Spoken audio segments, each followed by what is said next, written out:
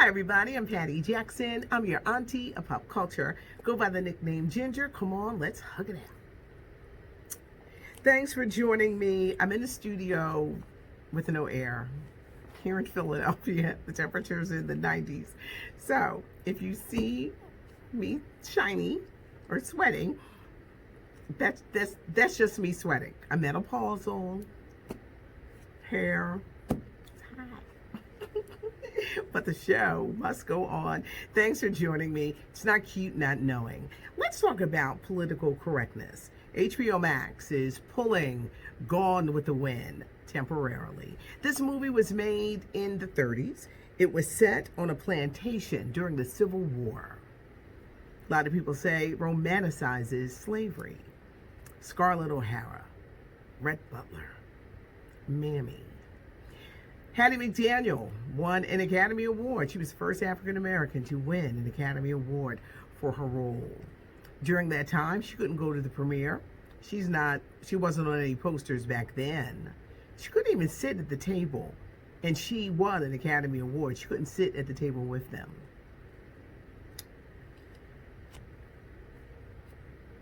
The conversation, I think a lot of young people that would watch it would not understand.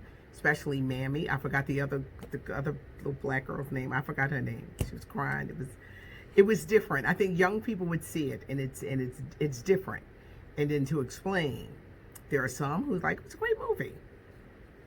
But a lot of people, the images. There was a scene that I can't believe they're not even bringing up. Right before Clark Gable, Rhett Butler said, "Scarlett, I don't give a damn." There was a scene where it was implied that he raped her to get her under control. You know, he carries her up the steps. Nobody bringing that up. They're just bringing this. HBO Max, what they're going to do when they bring back Gone with the Wind, they're going to have like a discussion, a disclaimer because of the time. Here's my question to you.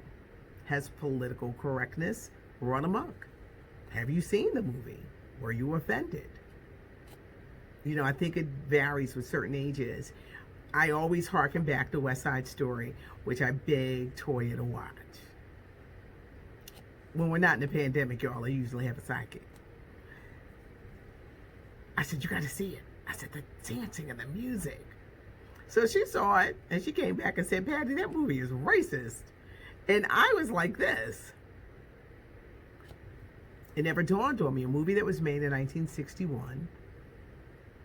Broadway was 59. I didn't pay attention to it. I just loved the music. The movie featured many white actors, actresses with darker makeup to look Latino. There was Rita Moreno, who won an Academy Award playing Anita. But there weren't many. The new version of West Side Story is going to have all Latina actresses and actors. Steven Spielberg is behind it. It's coming out at Christmas. But I never paid attention. Young people will view things very differently from a lot of us that are older that may have seen the movie. Has political correctness run amok? Cops, after 31 years, bad boys, what you gonna do?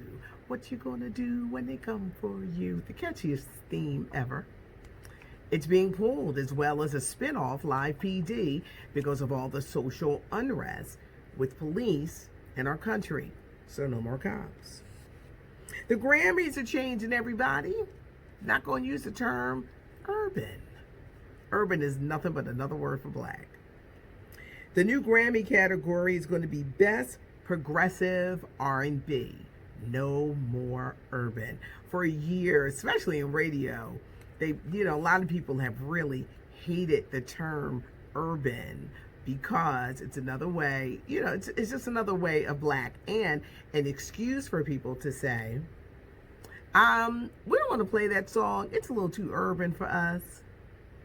I was even told years ago, in the 90s, I was working at a station, not where I'm at now, and they said, you're a little too urban for this spot. which I thought was perplexing because I was like, I don't sound urban. I just sound like me. I talk like me. And that was the excuse. So you're going to see the term urban dropped a lot and just go back to black. But I asked the question, political correctness run amok.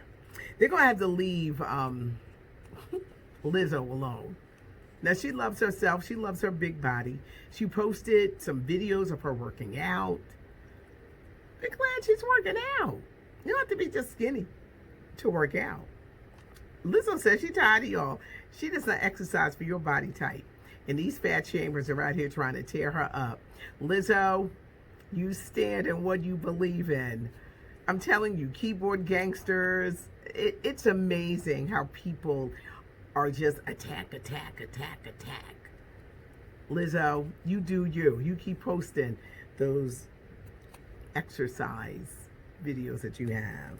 Whoopi Goldberg and Ava DuVernay, the director, they've joined the Academy Awards Board of Governors. Will we see a change? You know, years ago, when the Selma movie came out, the cast was punished for wearing I Can't Breathe t-shirts, and eventually they were kind of shut out.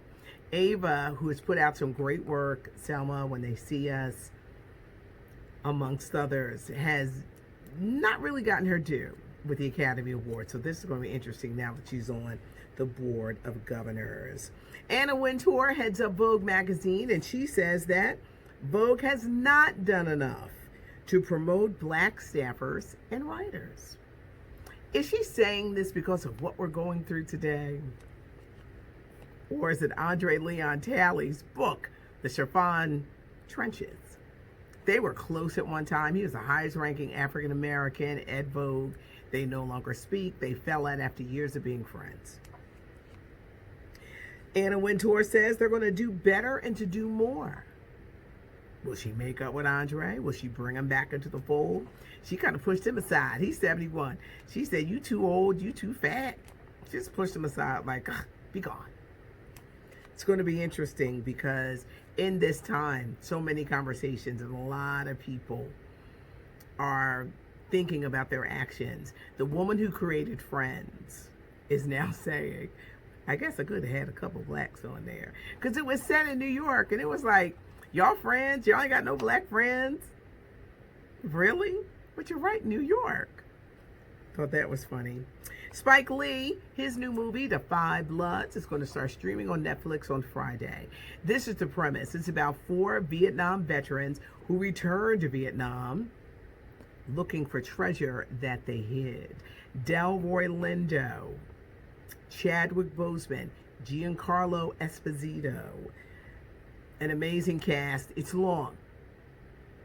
I always warn y'all, it's warm, but you can Netflix, you can watch it at home, you go to the bathroom whenever you want.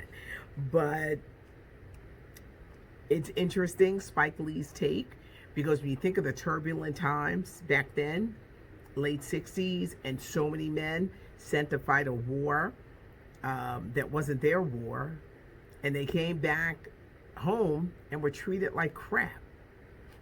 Spike Lee's The Five Bloods. It starts streaming on Netflix this Friday. Alicia Keys is on the cover of InStyle magazine, and she looks amazing. In one of her most revealing interviews, she talks about she wasn't really feeling her husband, Swiss Beats. She found that he was arrogant, and she was like, get away from me. They wound up getting married and having a beautiful family. She also says that she doubted her self-worth, even though she had this amazing debut album. She went on to win a slew of Grammy Awards. She really doubted herself, but it was her husband who taught her to believe in herself. The July issue of InStyle magazine is coming out on newsstands soon. Beyonce and Disney. This is something I mentioned a while ago, y'all. She did Nala, Lion King, that soundtrack. She is on the verge of signing a contract worth $100 million where she would be participating in 3 major Disney projects. I'm hearing that one of them is the soundtrack to Black Panther 2, which is kind of like a year and a half away because the pandemic kind of threw off everyone's releases. A lot of money. A lot of money, Disney. A lot of money, Beyonce. She snags that deal. But I hear she will be contributing to the soundtrack of Black Panther 2. I hope I wasn't shining too much. I literally had to like calm down and go in front of a fan because I do several takes for different like platforms. Couldn't believe when I came in here and they had no air. I was like, it's not cute not knowing. I'm Patty Jackson. I'm your auntie of pop culture. If you like the channel, subscribe, tell a friend, hit the like button. You know that I've seen what you left because I'll give you a nice heart. Thanks so much for joining us. This is where you can find us. Pop culture, entertainment, a lot of great stuff going on. Thanks for joining me.